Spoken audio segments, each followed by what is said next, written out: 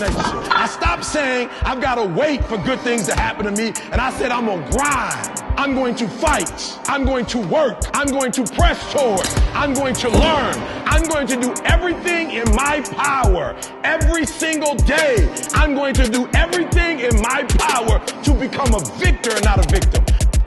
What's going on, everybody? It's your boy Patrick, and in today's video I'm going to be talking about how to increase your bench, a couple steps to increase your bench. And if you guys know me, you know my bench is my strongest, I would say compound lift. Now, in not terms of numbers, because I do have a 4 or 5 deadlift, I do have a 335 pound squat, but I do have a 275 pound bench, and I'm only weighing 174 pounds. So that's like a 1.5 ratio, body weight to lifting weight of the PR. So I'd say bench is probably my best thing, and I've been strongest on bench since the beginning of my lifting. So I'll run you through all the tips that, I used, and then the main tips that a lot of people don't know on how to increase your bench. Okay, so the first tip is going to be for beginners. So if you're within a year of lifting to a year and a half of lifting, I would suggest you start your bench by going with 5x5, which is 5 sets, 5 reps, and then you do like a 4-minute rest in between sets.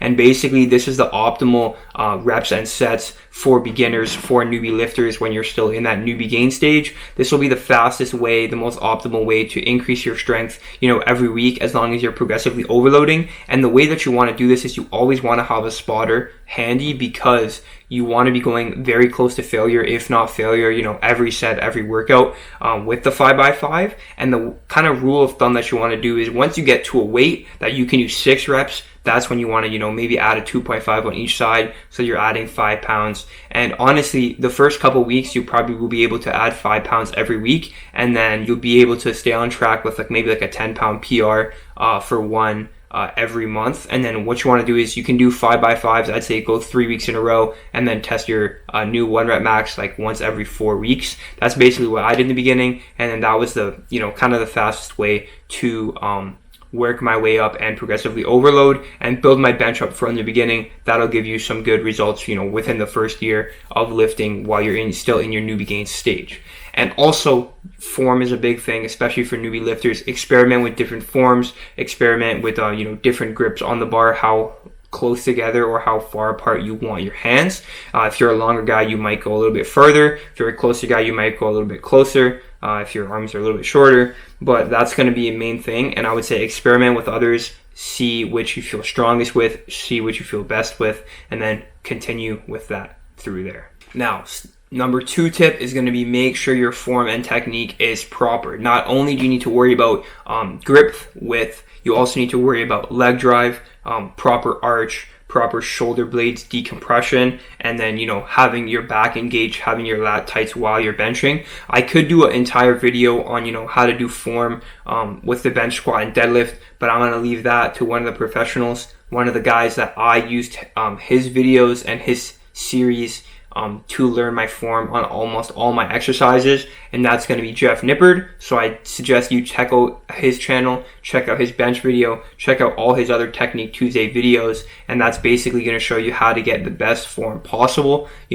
everything from bar path to leg drive to proper arch. He basically explains it perfectly, gives you guys a bunch of mental cues to use. So after you're done this video, I would say I highly suggest you go check out that video, and that's basically how I learned form and how I taught myself form with that video. The next tip would be make sure that you're having a sturdy bench. So try to find a fat pad bench if you can. A lot of gyms don't have it, so maybe just go on a regular bench. But I would suggest using a yoga mat, as you can see, or use a resistance band that you put around the bench if it's not sticky enough. And that will give you a greater surface, a more stable surface, so that you don't slide on the bench when you're using proper leg drive. And this is a problem that I had until I discovered, using a yoga mat or using a resistance band, and this really made a difference. Next, you want to make sure that you're warming up properly. As you see here, me with the band, warming up my rotator cuffs, doing different type of shoulder exercises so that I'm warming up properly before I even get under the bar, and then pyramiding my way up to my working sets. Alright, so now 2 other tips that I'm going to give you guys within the bench press itself is once you see your results start to slow down on the 5x5, I would say experiment with pause reps. And what that is where there's no bounce obviously off your chest.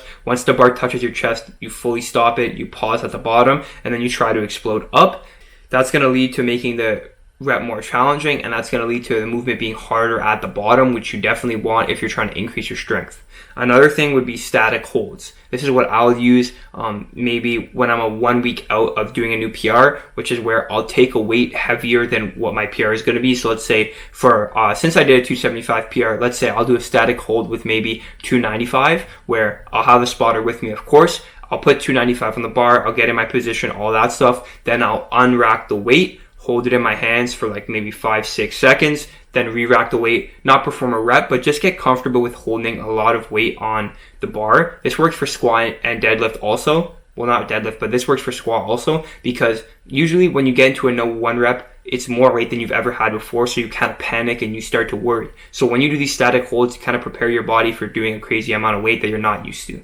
Now, another thing you want to do is getting stronger on indirect movements, such as shoulder press, incline dumbbell press, and then train your triceps in a strength range. Also doing weighted dips in like a 6 to 8 rep range, that really explodes your bench. And then also for me, when I had my elbow injury, I did a lot of barbell shoulder press, and when I came back on the bench after my injury was all good, my bench absolutely flew. And the last tip I'm going to give you guys, if you really want to, bench is one of those things where mass moves mass. So if you're very determined to get your bench up, I would suggest maybe gaining a little bit of weight, and that would definitely help. But that's going to wrap it up for this video. Another short one. I want to give you right to the punch, and I hope you guys enjoyed. So leave a like if you did. Subscribe for more videos. That's it for me.